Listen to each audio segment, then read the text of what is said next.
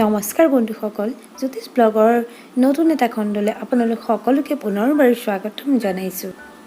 বন্ধুসকল, আজি যিহেতু 20 জুন ৰাভা দিৱস, আপোনালোকৰ বাবে এটা বিষ্ণু ৰাভাৰ কবিতা মই লৈ আহিছোঁ।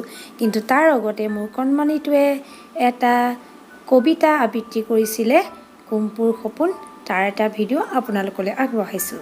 আৰু ভিডিঅ'টো কেনেকুৱা লাগিলে জনাব। আৰু এয়া ভিডিঅ'টো আৰম্ভ কৰোঁ আহক। নমস্কাৰ।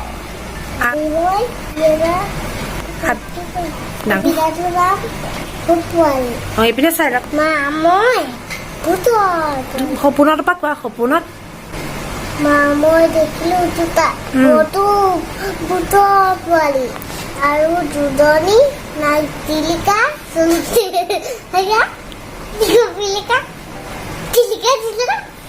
ছোৱালী, এটা ধূলা, এটা বগা, ডাঙৰ ডিঙৰ অভিজ্ঞতা পাতে, এটা কলে নাক জোকাৰি, কলে এয়া আছিল মোৰ কণমানিটোৰ কবিতা আবৃত্তি। কেনেকুৱা পালে জনাব।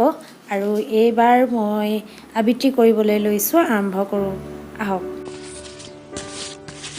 নমস্কাৰ। আজিৰ আবৃত্তি কৰিবলৈ লোৱা কবিতাৰ শিৰোনাম ৰচকী বাই। কবি কলাগুৰু বিষ্ণুপ্ৰসাদ ৰাভা।